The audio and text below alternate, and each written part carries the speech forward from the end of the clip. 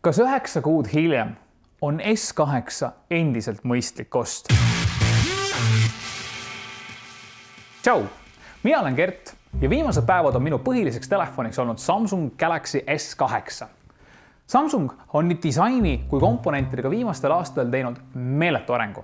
Eemal on mindud odavast plastikust rohkem premium suunda, klaas ja metall, super. Ja materjalid annavad seadmele hea välimuse ning tunnetuse. Aparaat on käepärane ja tunned, et käes on midagi väärtuslikku. Ja kui rauast rääkida, siis on tegemist täiesti 2017 standardiga.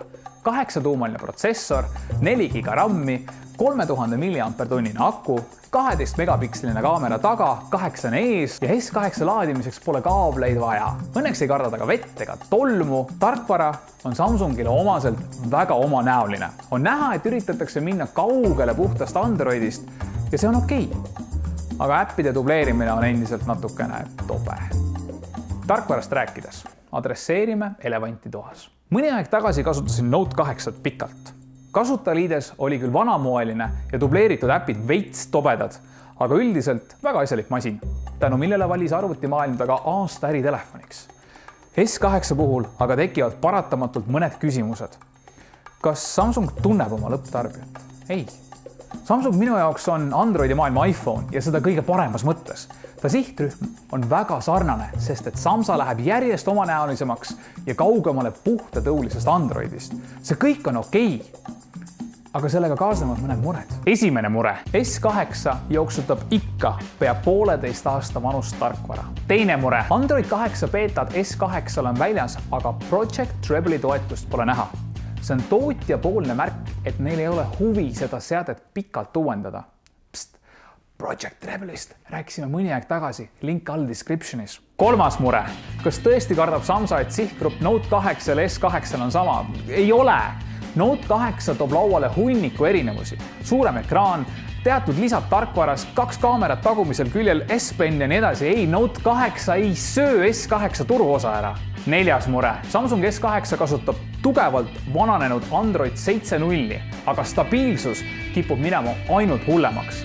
Täiesti suvalised hangumised sellise raua peal. Ei no, ajapikku tekib läbu ja on palju äppe, mis tõmmanud... Ei! See telefon sai factory reseti 3 päeva tagasi. Ma olen alla tõmmanud 3 äppi. Ikka veel. 99. mure.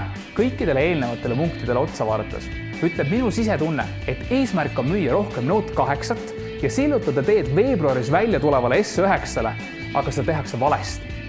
Ära tapa oma vanemaid seadmeid, vaid tee uus nii palju paremaks, et inimesed tahavad seda.